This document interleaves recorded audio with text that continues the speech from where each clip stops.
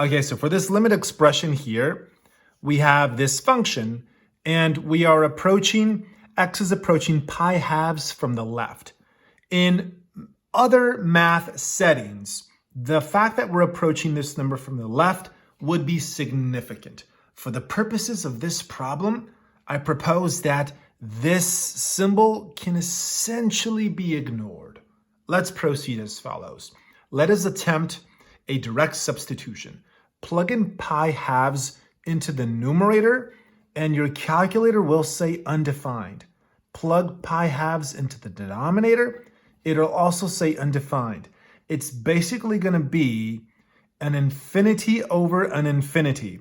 Maybe one of them is negative, maybe one of them is positive. The point is, if you plug in pi halves into the top, it's going to be some sort of infinity. You plug it into the bottom, some sort of an infinity. Make sure your calculator is set to radians because you're dealing with pi's and stuff. So because we're dealing with infinity over infinity, this is called indeterminate form. I think that's how you spell it. It's called indeterminate form. Indeterminate form is like infinity over infinity, 0 over 0, or like infinity to the 0. There's a lot of different variations of indeterminate form. Just look through your notes for that. So anytime you have something that meets the criteria or looks like indeterminate form, you can apply L'Hopital's rule. I think that's how you spell these things, where L'Hopital's rule says, if you get indeterminate form, take that expression and take the derivative of the numerator and take the derivative of the denominator. So if I take the derivatives here, and again, I'm not taking the derivative of the whole thing as a quotient. Nuh-uh. I'm taking the derivative of the numerator and then the derivative of the denominator.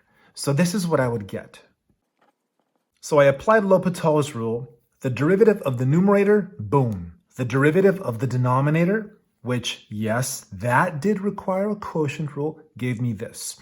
However, if I plug in pi halves yet again into the numerator and into the denominator, I'm going to get something like infinity over infinity. So you would think, okay, do L'Hopital's rule one more time, where you take the derivative of this and then the derivative of that. But that would become a vicious, brutal cycle that would never end. So instead, let's try a different technique.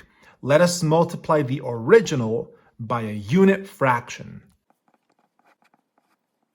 So this is a unit fraction. A fraction because it's a fraction. Unit because unit is 1.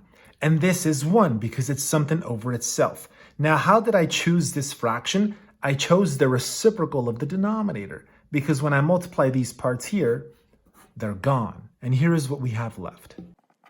But here's the issue. For problems like this, it is very customary, but not a necessity. It's just customary to have a numerator and denominator with variables, as is this denominator would just be 11, which is constant. So what I'll do is I'll take tangent and write it as sine over cosine.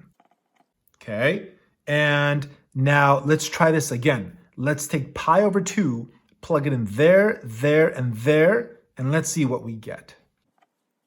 So I got sine of pi over 2 in there gets just that. 11 times cosine pi over 2 is 11 times 0. So I get 0 over 0, which is indeterminate form. So let's do L'Hopital's rule, but this time it's going to work out. So L'Hopital's rule says take the derivative of this and then take the derivative of that independently. So the derivative of the denominator is 11, and then that was negative sign, so I put the negative there. The derivative of that required a product rule. So I said derivative of this times that plus the derivative of that times this. And now let's take pi over 2 and let's plug it in again into all of this there. And this actually worked out.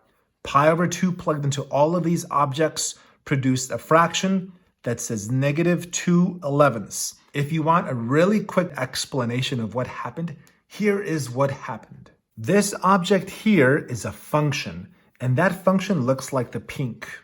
There is a hole on this graph there.